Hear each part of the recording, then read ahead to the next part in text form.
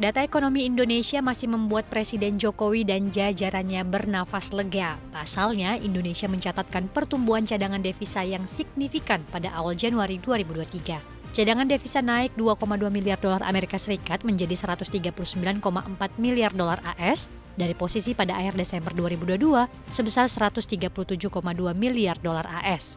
Bank Indonesia menegaskan, kenaikan cadangan devisa dipengaruhi oleh penerbitan global bond pemerintah serta penerimaan pajak dan jasa. Pemerintah melakukan penerbitan global bond atau surat utang berdenominasi mata uang asing senilai 3 miliar dolar Amerika Serikat atau setara 44,69 triliun rupiah. Sementara itu, adapun posisi cadangan devisa tersebut setara dengan pembiayaan 6,1 bulan impor dan pembayaran utang luar negeri pemerintah. Selain itu, berada di atas standar kecukupan internasional sekitar 3 bulan impor.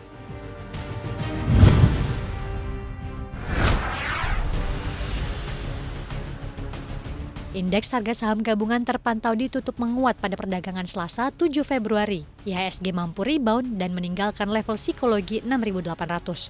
Cadangan devisa yang melimpah serta rilis pertumbuhan ekonomi di tahun lalu yang mencapai 5,31% menjadi katalis positif bagi bursa tanah air. Indeks Bursa Acuan Nasional naik 0,9% atau 61,51 poin di level 6.935. Sepanjang perdagangan, IHSG tercatat berada di teritori positif. Sementara itu, jumlah saham yang naik mencapai 272 saham, 245 saham lemah, dan 208 saham lainnya stagnan.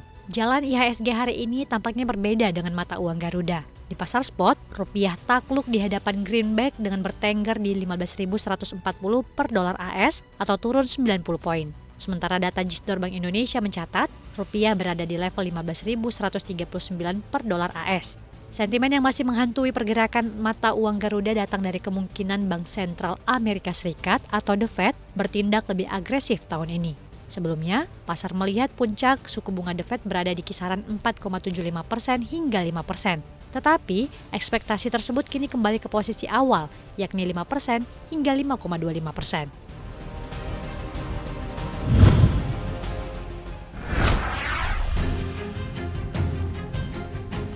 Direktorat Jenderal Pembiayaan dan Pengelolaan Risiko atau DJPPR Kementerian Keuangan mencatat kebutuhan pembiayaan utang pada tahun ini mencapai 696,4 triliun rupiah. Dirjen DJPPR Suminto mengungkapkan sumber pembiayaan utang dari sisi komposisi terdiri dari 90 hingga 95% akan dipenuhi melalui penerbitan surat berharga negara atau SBM dan sisanya melalui pengadaan utang baik pinjaman dalam negeri maupun luar negeri. Sementara itu, untuk pengadaan pinjaman mencakup 4-6%, pinjaman luar negeri proyek mencapai 32,6 triliun dan pinjaman dalam negeri 3,5 triliun rupiah.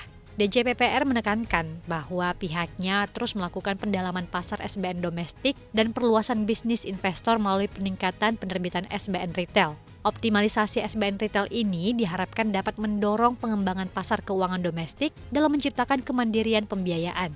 Sementara itu, penerbitan SBN falas dilakukan sebagai pelengkap dalam menghindari crowding out effect dan menjaga cadangan devisa.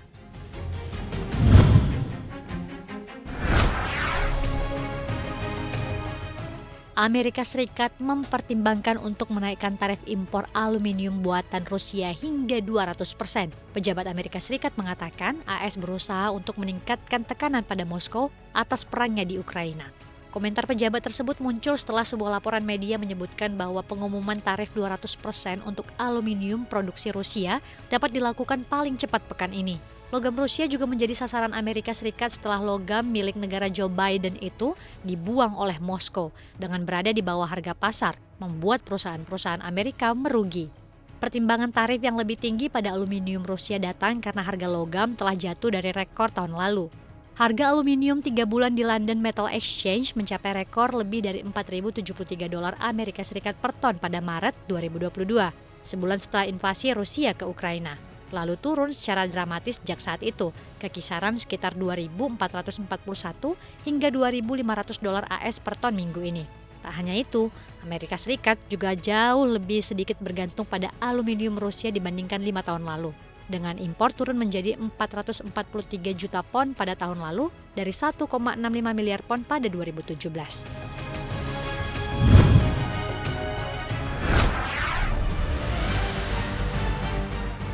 Bank Sentral Australia atau Reserve Bank of Australia mengerek suku bunga 25 basis poin ke level tertinggi dalam 10 tahun demi menjinakkan inflasi.